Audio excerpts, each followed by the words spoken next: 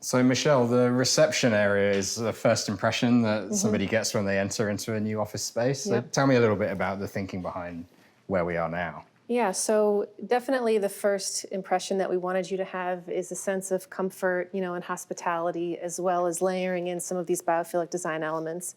But also in kind of the strategy aspect of it, the space that we've allocated to the actual reception area is smaller than this space, which we meant to be a space that, our guests could wait here, but we can also come and have team meetings at this table. It also is kind of the in-between between our flexible boardroom here and our cafe. And as you can see, these walls open up, so we have a really large, great event space if we wanted to have happy hours or even client events.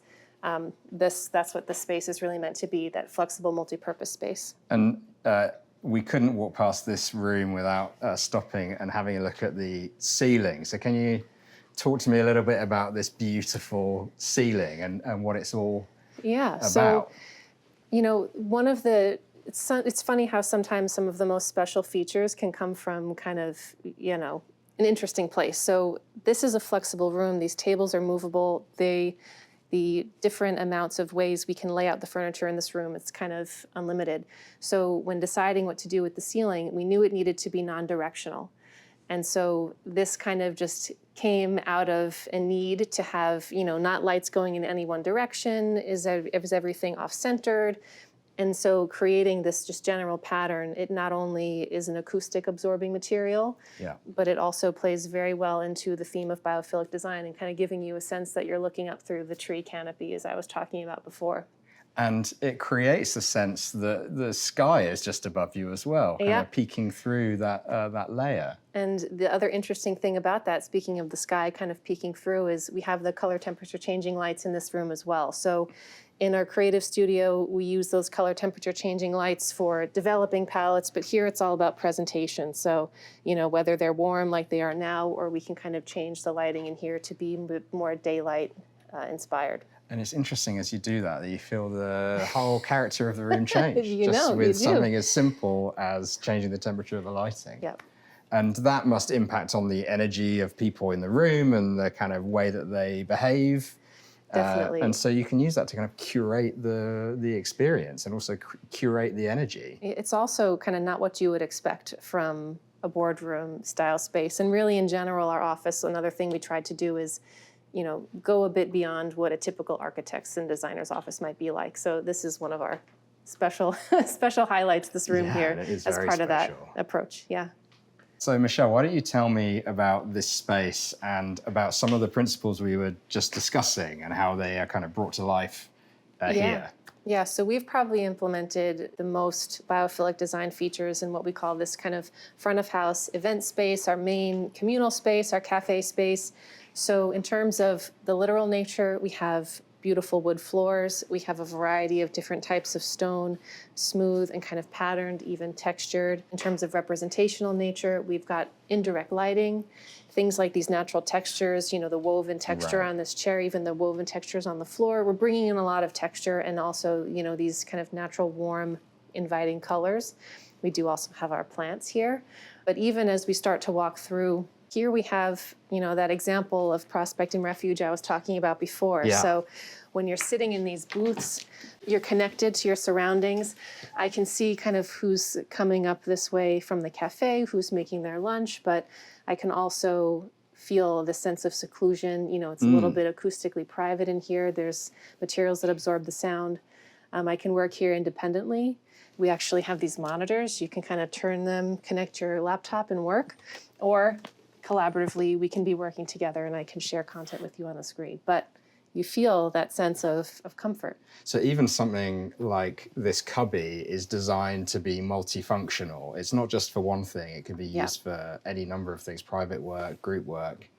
The thing that strikes me as soon as we sat down is the sound quality completely changes when you're here. Yep. And you do feel like even though you're within this space, you're set apart from it slightly. Yeah. So that's very deliberate. It is. Yeah. It is. That's great.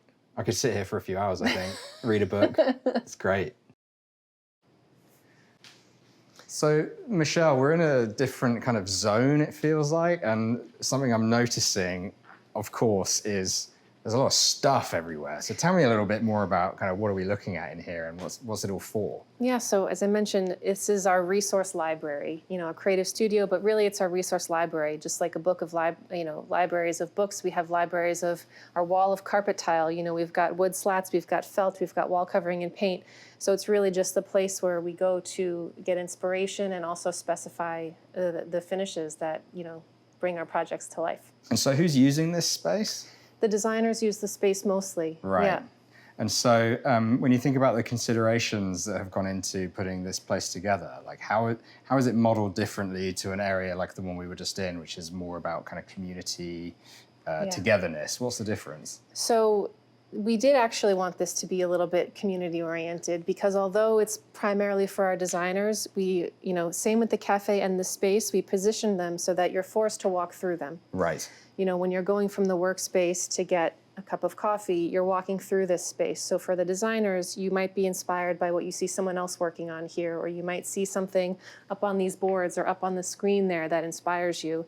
And it also makes this library space, more inclusive for our non-designer staff to also enjoy and be a part of the process. And that must have a significant benefit when it comes to working in a firm like this, for that work to be happening out there on display in public for everyone to see. There are so many fascinating things happening here, different teams working on different projects at the same time. Sometimes, unless you actually have a place where you can share, sometimes you might not know what someone else is working on. So That's what this space is for us. So in a way, what you're doing is you're engineering the space to also engineer the kind of behavior that you're looking for from the people who work here, and the ultimate outcome is everybody sees what's going on and benefits from that kind of collaborative environment.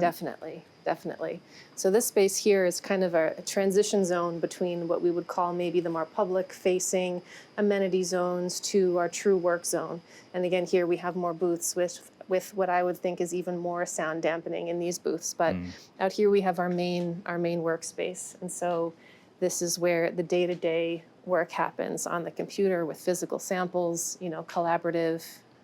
And so you're going from a kind of front of house, more public area, to a kind of back of house. Like this is where more focused work and individual work is taking place. It's the everyday work. And we're here on a summer Friday, so we've got the place to ourselves. Yeah, but which is perfect for our purposes. But in terms of some of the features we were talking about before, for well-being, here we have height adjustable desks, so you can work comfortably seated or standing. We also have a white noise system, so this limits some of the acoustic distractions, as well as really amazing headsets that do wonders for blocking out background noise on calls, or even turn on noise canceling if you really need to focus. So you're even going as far as to curate the noise experience within the space as well. Exactly. It's that attention to detail, I think, that really impresses me. There's like a heavy detail orientation. Everything is intentional in the space, even the smallest thing like the sound. Yeah, and going back to some of those, what I would call alternative workspaces and spaces for privacy, lining this open work area is what we have a series of focus rooms and huddle rooms. So these are rooms for 1 to 3 people to either go take a Zoom call, share a screen, have a meeting, and they're bookable on these panels. So green means the room is available. You can see from afar, is my favorite room available? No. The lights are red. You'll wait the lights are red. I'll wait for my favorite room. Yeah. But this goes back to variety and choice, flexibility of where work happens. Although most of the work might happen at the desk, if I need to focus, if I need privacy, or if I want to really heads down, I might choose one of these rooms. But if I'm looking for people to maybe stop and ask me questions, I might want to work in the creative studio or in the cafe space. So we're trying to build that in as part of our approach to innovative workplace design. And when you were considering the design and the functionality of this space, did you have predictions or preconceived ideas about the areas that people might use heavily, the areas where they might not, and how have you seen those predictions come true or not? I mean, to be fair, we didn't have any of these spaces in our old office, but we've seen from our experience with clients that they get heavily used, and they really do. We've got not only these spaces, which are a little bit more visually open. We have other areas we walk by that are, completely visually and acoustically private. That some that have more lounge style furniture, if you want to be a little bit more relaxed, versus the desk and chair setup here. So, just from our experience and the fact that we've lived without for so long, these get utilized a lot. Yeah. Is there anything else that you'd like to show me as we come around the corner here into this space? Maybe just some of the nods to the Art Deco style of the Chrysler building. So first is this pattern on the glass here. It's kind of Deco inspired, but it was actually custom designed by our in-house environmental graphics and branding team. So it's a nod to Art Deco, but it also has some line drawings of things like elevations or floor plans and even a hidden TMA. Oh, wow. And yes, I can see little drawings of desks and workstations, meeting rooms. It's fantastic. In addition, these arches by the perimeter, the designers on the team added these to kind of be another nod to the building. And even these wooden arches are, again, a nod to kind of this Art Deco style, but also work to break up this large volume of space and create a little bit of a soft boundary between teams and different studios. And I think it's testament to the quality of that design that they feel like they're part of the building itself. They don't seem like they've just been kind of added on top. They feel very integral.